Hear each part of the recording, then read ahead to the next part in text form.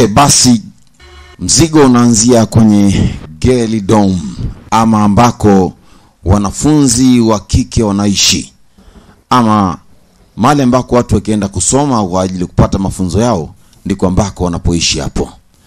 Na leo inaonekana kama kuna kitu kina mzuru binti huyu, anakisikia kabisa.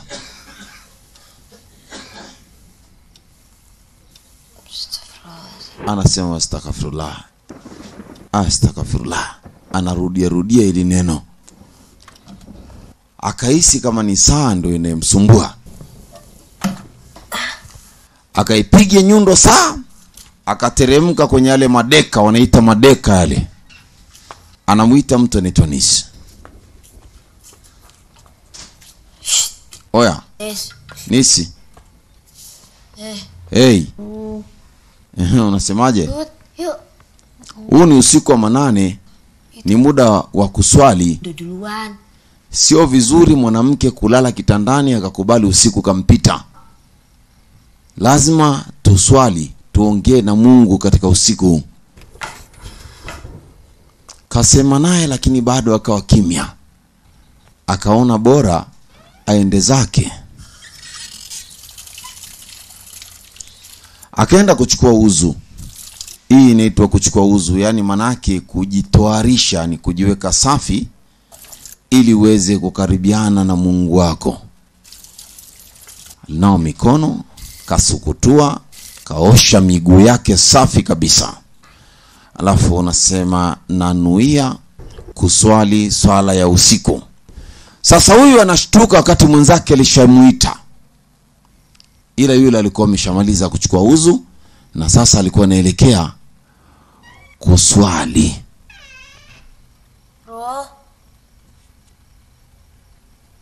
Sasa anamrudia kumuita mwenzake Ruha. Huyu Nisi yeye ndo alikuwa amelala. Kwa makini na mzigo. Unaonekana una mambo kweli. Anashangaa mlango unafunguka wenyewe. Akarudi kwenye deka lake. Chapu.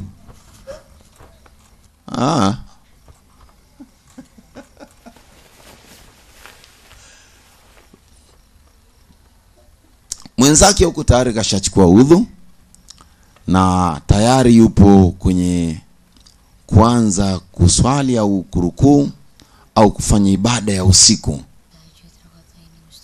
Anasema na wahi tu, yani nanuia kuswali swala ya sunna usiku. Anasema Allahu Akbar, yani kwa jina la Mwenyezi Mungu muumba mbingu na nchi. Mama akaweka pale chini mswala wake, sasa anatandika swala hiyo. Lakini kwenye kitanda cha yule ambaye alienda kumwangalia mwenzake, ni kama kuna sikika kishindo. Na yule hatujajua habari yake ilikuwaje, ila kunasikia kishindo. Kama kuna mtu anataka atoke, kama anataka abaki. Allahu Akbar. Dada anasema Mwenyezi Mungu ni mkubwa. Allahu Akbar. Sami Allahu liman hamida. Sami Allahu liman hamida. Hiyo ni swala ya kawaida tu. Ukiswali rakaa 1, 2 lazima zote uzipige. Lakini mwenzake anamchungulia, anahisi kama sio yule aliyokuepo mwanzo. Anahisi mbona kama hichi ni kigagula hichi. Sasa alivyoanza rakaa ya pili, isikilize vizuri rakaa ya pili. Anasikia nyuma mlango unafunguka na kufunga. Bismillahirrahmanirrahim. Asema kwa jina la Mwenyezi Mungu mwingi wa rehema. Mwenzake anachungulia jicho la kati. Allahu Akbar. Allahu Akbar. Anapiga Allahu Akbar, anasikia nyuma yake tena kuna Allahu Akbar nyingine. Asema subhanallah bihamdihi. Manake nyuma yake kuna mtu. Allahu Akbar. Anahema, jasho, hofu zimeshamuingia. Na unaambiwa anayeswali, yani manake ambaye alijiweka chini ya Mwenyezi Mungu, uruhusiwi kuwa na hofu. Mwenzake anachungulia kwenye blanketi, anasikilizia mchongo. Samia Allahu liman hamida. Assalamu alaikum warahmatullahi. Manake hapo anamaliza swala. Anapiga ya kwanza na ya pili, unageukia upande wa kulia. Sasa anageuka, nani alikuwepo? Kimya. Nani? Binti manake amejitahidi kujikimu kwenye swala yake, ila anasikia mlango umefungwa. Nani huyo jamani, mkishindo huko? Akaenda kufungua mlango achungulie.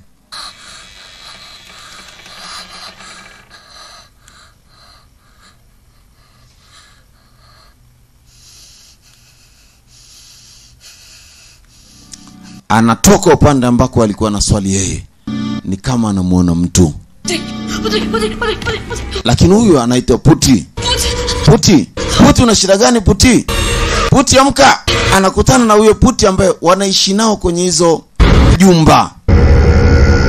Picha inaitwa Makmun, yani manake maamuma kwenye lugha ya Kiswahili, na tu lugha ya Arabia unasema maamuma. Maamuma ni yule mtu ambaye anakaa nyuma ya ustazi, manake hajui kusoma sura wala aya, kwa hiyo anakaa nyuma ya ustazi, anaitwa maamuma. Manake anayeongozwa ndo anaitwa maamuma.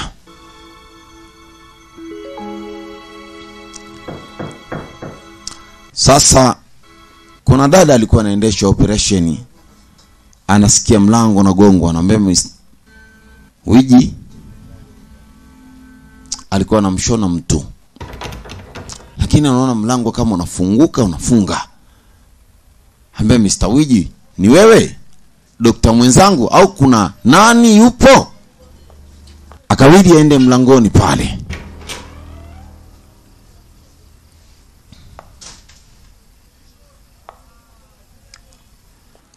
Akaangaza, akakuta kuna ukimya, yani hamna chochote. Manake sasa kwenye akili za kawaida lazima uanze kufikiria vitu vingine, kwamba huyu ni nani, ni yupi, na amekuja kutoka wapi. Mama karudi, endelee na mambo yake.